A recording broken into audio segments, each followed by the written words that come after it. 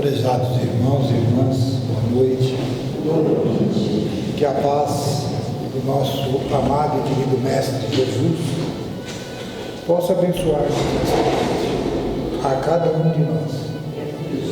Que nós possamos receber nesses momentos, vamos estar, aquilo que necessitamos para o nosso crescimento espiritual, para que nós possamos dar continuidade à nossa caminhada evolutiva, dentro dessa doutrina que nós abraçamos, que na verdade é Jesus novamente conosco e nos envolvendo, nos amparando e trazendo essa doutrina, trazendo para nós a essência do Mestre, daquele Jesus que nós encontramos no Evangelho. E ele no capítulo, em João, no capítulo 8, versículo 31 a 32, ele nos diz assim: disse aos judeus que criam nele: se vós permanecerdes na minha palavra, verdadeiramente sois meus discípulos, e conhecereis a verdade, e a verdade vos libertará. Essa é uma mensagem, é um convite que Jesus nos faz, e que a doutrina espírita nos faz, essa verdade, esse Jesus novamente conosco, não aquele Jesus dito anteriormente, mas o Jesus da sua essência, o Espírito de verdade que está no capítulo 6 do Evangelho segundo o Espiritismo, quando ele nos diz também para que nós fôssemos até ele, aqueles momentos difíceis que nós estamos passando, para que nós fomos até ele, que nós vamos ser amparados e consolados. Então ele diz assim: vinde a mim todos vós que estáis cansados e sobrecarregados, eu vos aliviarei. Tomai sobre vós o meu jugo que é suave e o meu fardo que é leve. E nós, muitas vezes, no momento como nós estamos passando aqui na Terra, esse momento difícil, esse momento de medo, nós temos que ir até Ele e buscar o consolo que Ele nos traz, porque Ele foi muito claro, muito firmemente nas suas promessas, né? Ele disse que enquanto houvesse uma lágrima de dor aqui na Terra, Ele estaria conosco até a consumação dos séculos. E nós, muitas vezes, entramos em desespero. E sobre a verdade, conhecereis a verdade vos libertará, é muito comum nós, qual seria a nossa situação, a nossa posição, se nós deparássemos de frente de Jesus, com todo o conhecimento que temos adquirido com a doutrina que abraçamos, ou outros segmentos religiosos, que nós faríamos numa situação dessa? Se nós deparássemos com Jesus, como é que seria a nossa situação? Nós temos que parar a pensar, né? Porque a doutrina espírita é a doutrina consoladora. Nós não podemos parar. Então nós temos assim exemplos maravilhosos dentro de vários segmentos religiosos, de pessoas que vêm para até nós para nos consolar. Esse consolo que Jesus nos prometeu.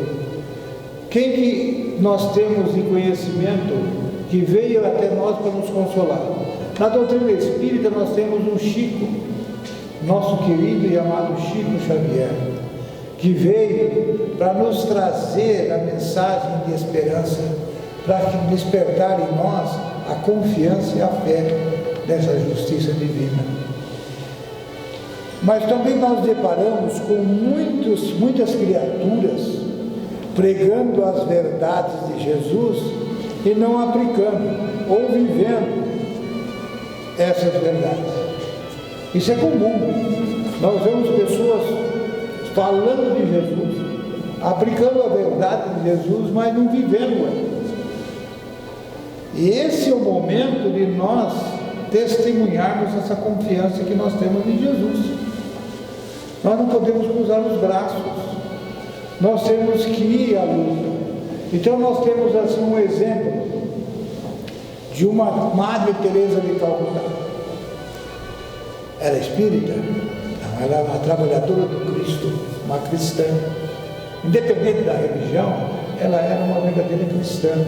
Trabalhou em nome do Cristo aqui na terra.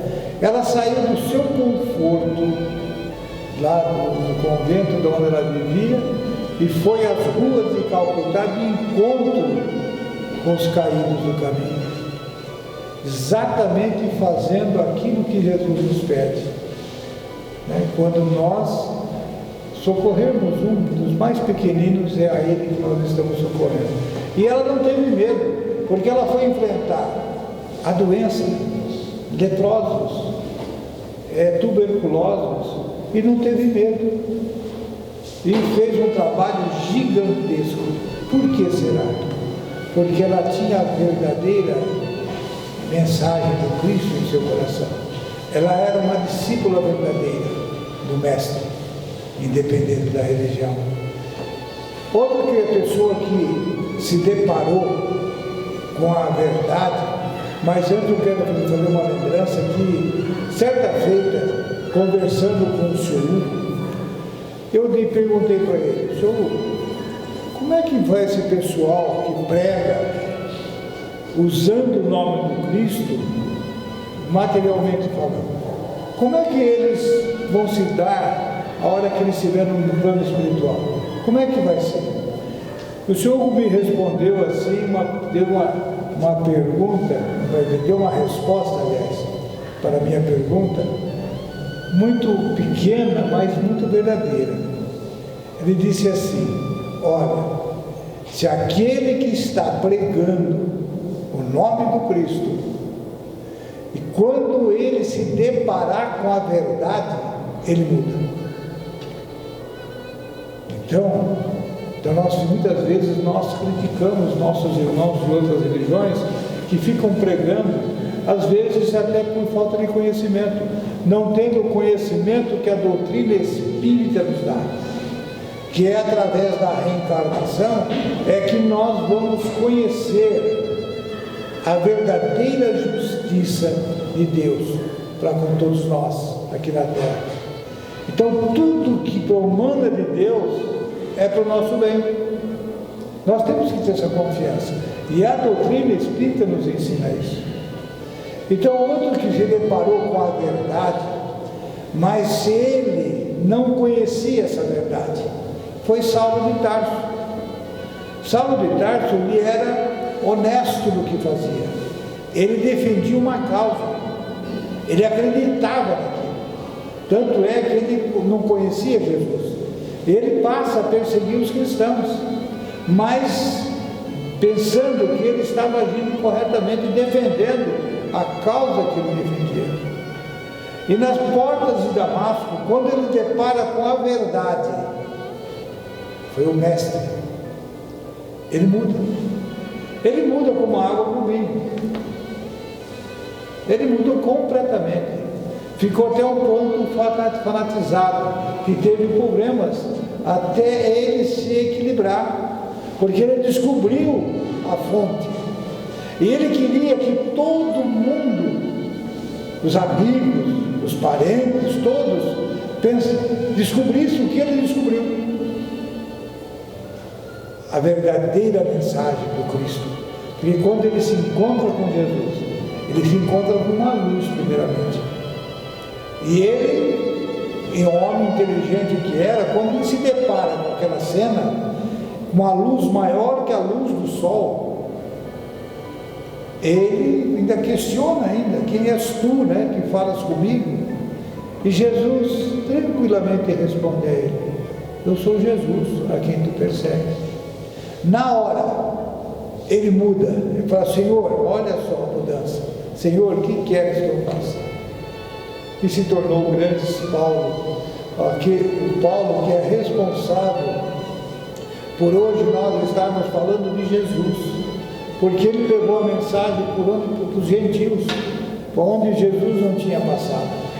Ele disseminou essa semente do Evangelho, essa boa nova, por onde passou.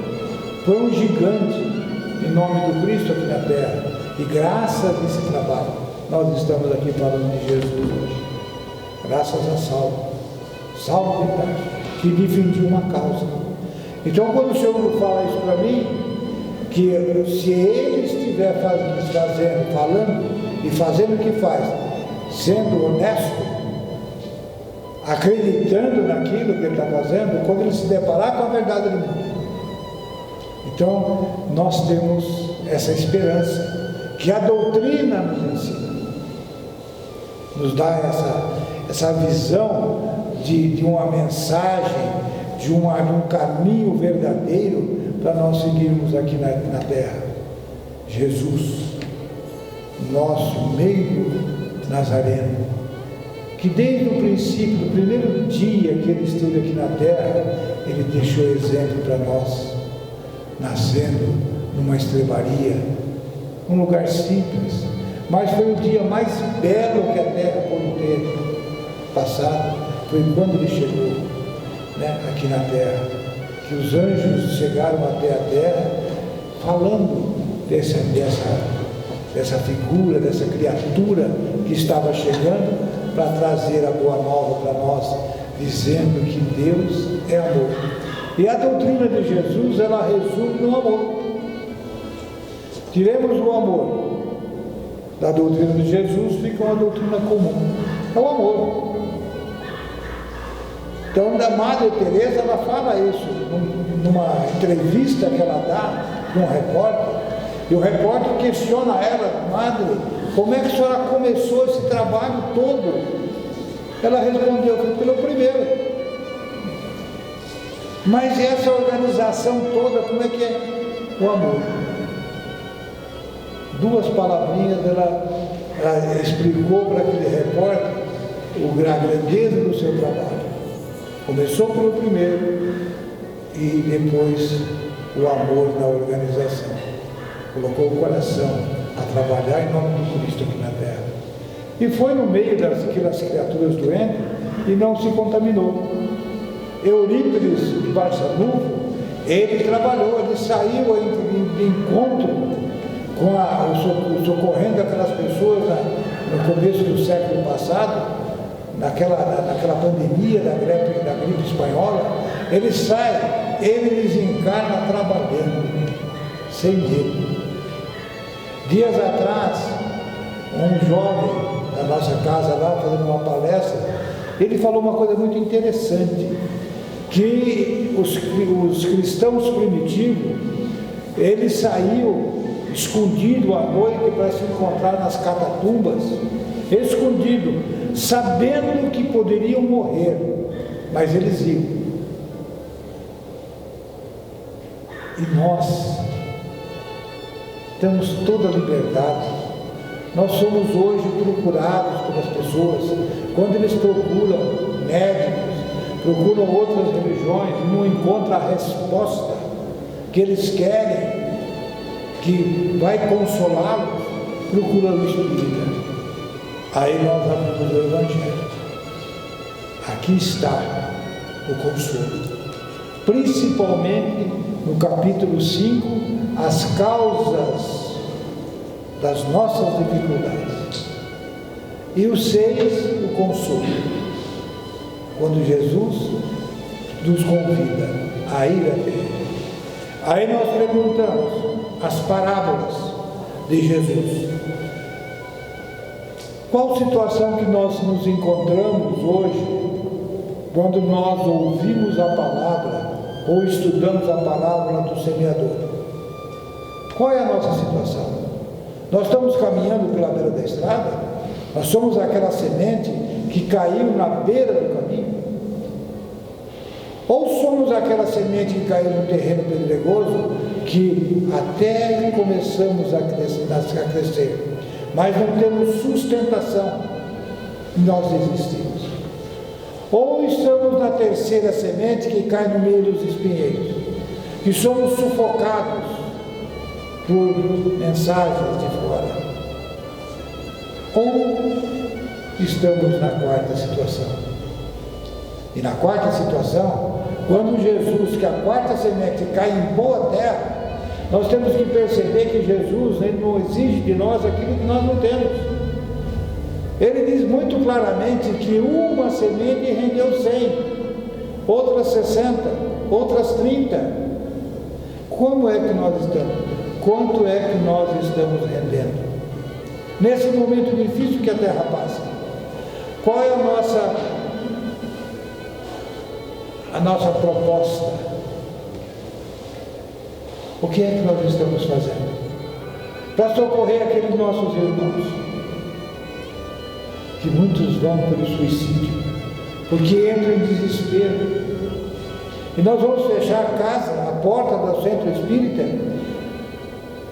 Onde é que eles vão buscar consolo? Eu lembro de uma situação, não quero aqui falar mal de religião nenhuma, mas um casal amigo perdeu um filho numa situação assim muito, de repente, o menino saiu correndo dentro de casa, ele veio um carro, passou por cima dele e matou o menino de 12 anos. O casal ficou desesperado, perdeu um filho de 12 anos, imagina a dor. Eles foram procurar o padre para se buscar consolo, explicação por que Deus permite que aconteça isso. O padre falou para o casal assim: vocês fazem o seguinte, vocês vão para casa, façam jejum e orem. Eles não se conformaram com a resposta, eles queriam uma resposta. Eles foram procurar o seu Hugo. O seu Hugo calmamente ouviu a dor daquele casal, daquele pai e daquela mãe, e convidou eles para tomar um cafezinho, e conversou com eles, falando da justiça divina, das nossas dificuldades na terra, das nossas dívidas anteriores, dos nossos compromissos que nós temos perante a vida, perante Deus, que nós não nascemos por um acaso, que nós estamos aqui respondendo pelos nossos atos de ontem e assumimos compromissos sérios perante a justiça divina. Ah, mas eu esqueci.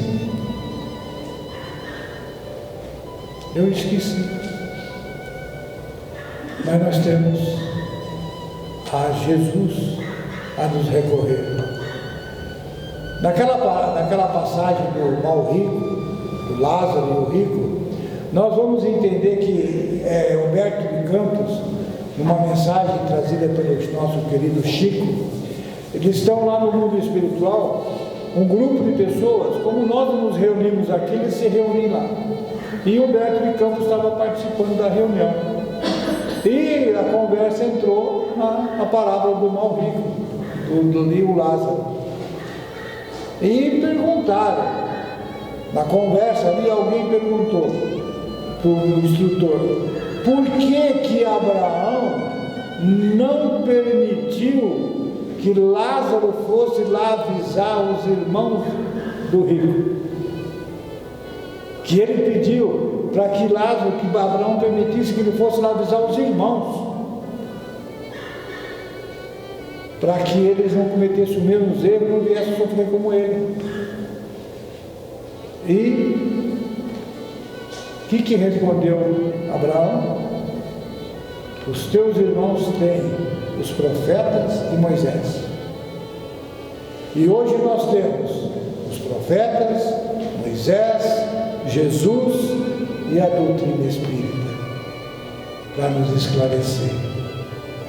Aí eles questionam, mas por que não permitiu? Por causa do egoísmo. O rico só pensou na família dele, não pensou nos outros. Ele não disse assim: pede para o Lázaro ir lá dar essa notícia, para que todos não venham cometer os mesmos erros que eu cometi, para não vir a sofrer. Mas vai lá e avisa meus irmãos. dos meus parentes, o egoísmo que cabe dentro de nós ainda. Então as palavras de Jesus são um ensinamento profundo. Ele fala em parábola, porque se ele fosse falar que a doutrina espírita fala hoje, nós não entenderíamos. Então ele conta a história. Aí nós nos perguntamos, em qual situação nós estamos na parábola do bom samaritano? Qual é a nossa posição? Nós somos o homem caído na beira da estrada? Nós somos os sacerdotes passando ao largo? Ou somos o samaritano? Nós temos que parar para pensar. Qual é nosso papel nessa parábola? O que é que nós estamos vivendo? Nós estamos caídos ainda, precisando de socorro? Ou estamos passando de largo, vendo os que precisam de socorro e não damos bola? Ou somos o samaritano que renuncia? Jesus, ele fala isso. Aquele que quiser vir após mim, renuncia-te a ti mesmo e venha. Porque eu sou o caminho, eu sou a verdade e sou a vida. E ninguém vai ao Pai se não for por mim. Então Jesus deixa para nós esses ensinamentos e nos promete um consolador. Porque ele disse que não tinha dito tudo. Imagine Jesus falando na época dele o que o Espiritismo fala para nós. O que o Espiritismo fala hoje para nós?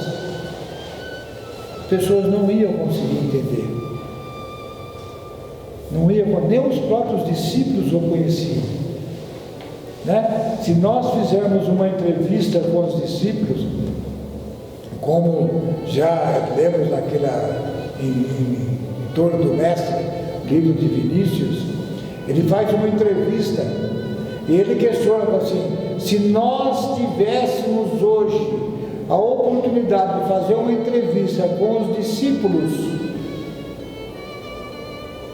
e nós perguntássemos quando e onde Jesus nasceu para você?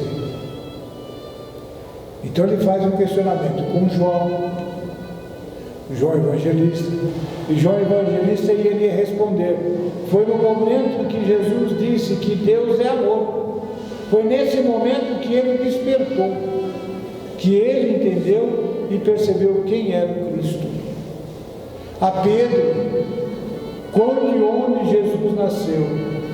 Foi naquela manhã, naquela madrugada, né? Eles tinham passado a noite pescando, nada tinha pego, e Jesus aparece na praia para eles e pede para eles jogar a rede do lado direito, e depois eles têm aquele diálogo na praia, conversam bastante. Imagina a conversa que eles estavam tendo ali, porque eles estavam tudo meio perdidos, porque Jesus tinha acabado de ser crucificado, eles estavam perdidos. Pedro tinha voltado a sua lida de pesca, tinha praticamente não sabia o que fazer.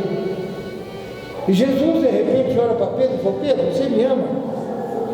Pedro leva um choque, pergunta: você me ama? Mas Senhor, tu sabes que eu te amo.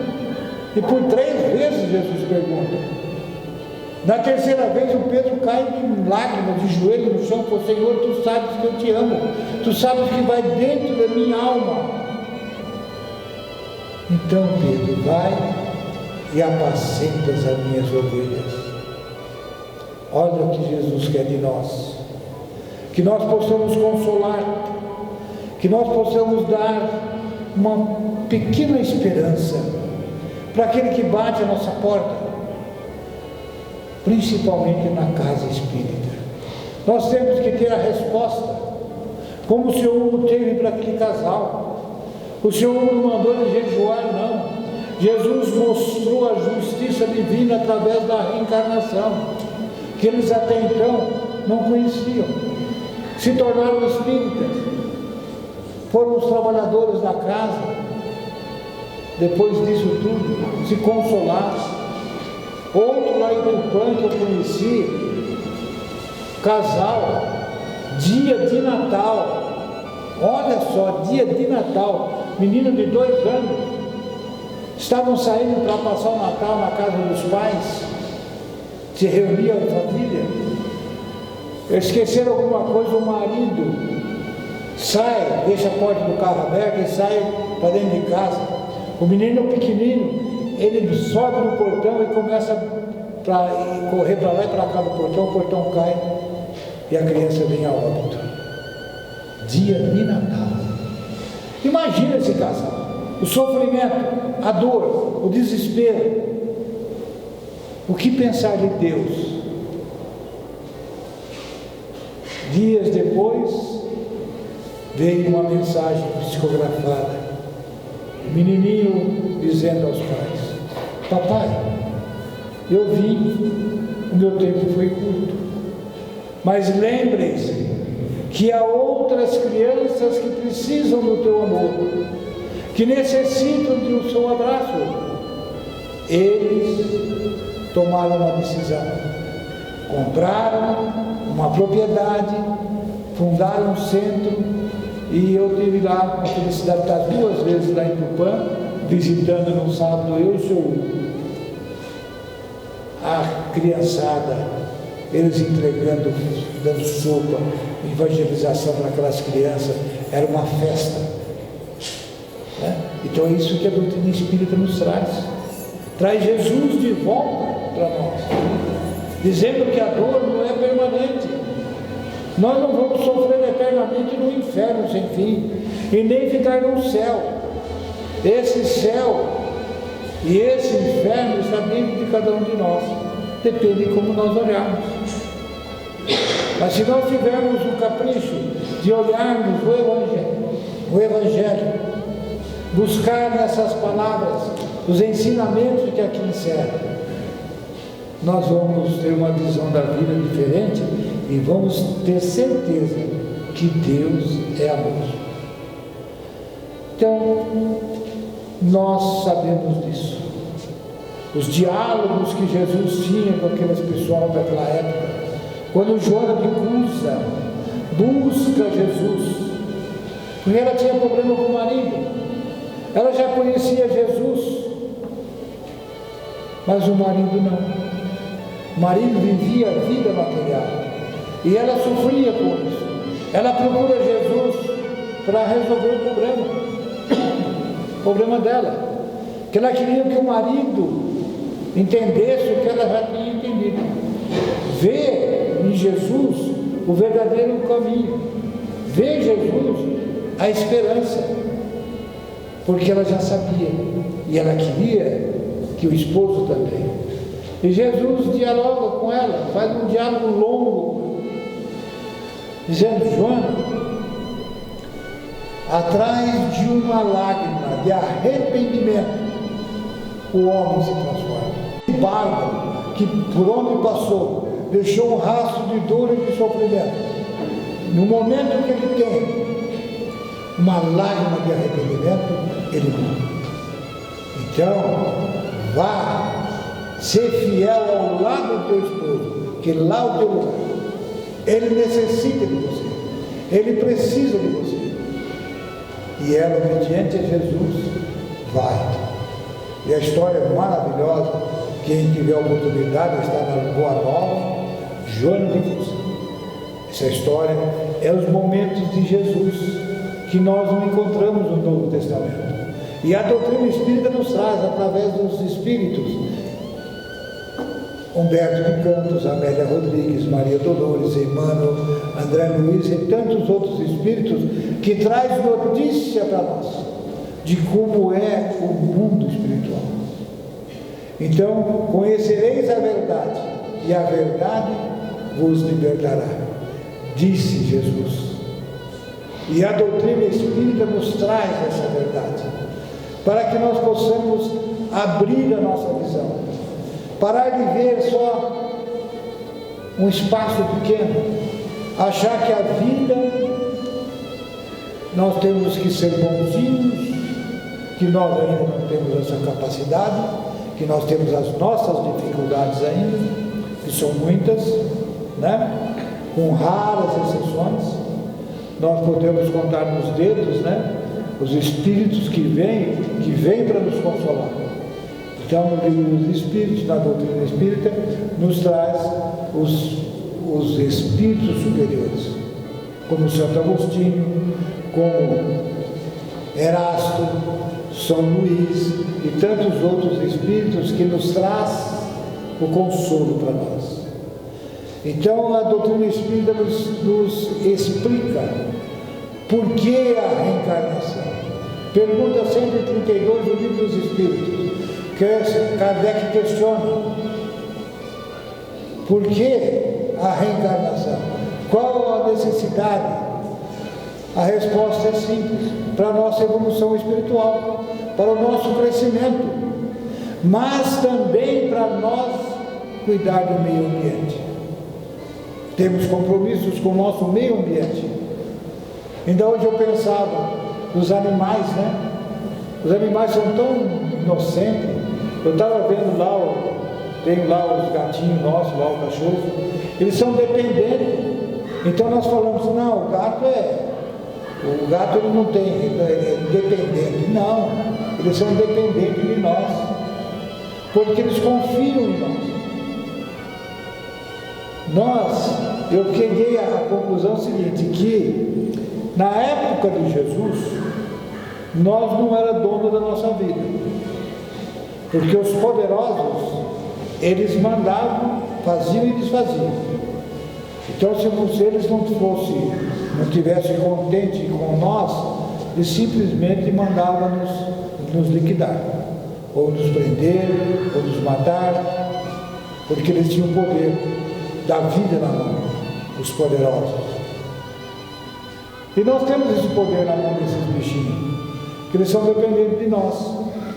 Então, esse meio ambiente, que é essa vida que depende de nós, e nós dependemos deles também, porque nós dependemos dos animais, de uma vaca, por causa do leite, do animal, do burro, do cavalo, para o nosso sustento, para o nosso trabalho. Então, é uma troca. Eles são dependentes de nós, sim, porque eles confiam em nós. Então, essa confiança nós temos que ter com Deus, que é um Pai de infinita bondade. Porque Jesus, ele nos fala muito claramente: vós que sois maus, olha só, se um filho teu pede pão, você não dá uma pedra. Se pede peixe, você não dá uma serpente. Vós que sois maus. Imagine Deus que é bom. Ele só vai dar para nós aquilo que nós necessitamos para o nosso crescimento e para o nosso bem. Então, nós estamos passando por um momento difícil aqui na Terra. Por que será? Vamos analisar. Se Deus é bom, se Ele nos ama, por que Ele coloca essa pandemia no nosso meio? Para nós despertarmos dos nossos compromissos, das nossas responsabilidades. Então, continuando no livro dos Espíritos, pergunta 625. Kardec questiona: quem é que nós temos de modelo e guia? Vede Jesus, não tem outro. Aí tem a pergunta 919 que Kardec pergunta para Santo Agostinho: como é que nós devemos, como é que nós temos que fazer para nos melhorar? Ele responde: conhece-te a ti mesmo. Alguém já disse lá atrás: conhece-te a ti mesmo. Nós nos conhecemos? Aqui dentro do centro é uma maravilha, né? Aqui dentro do centro nós somos tudo bonzinho.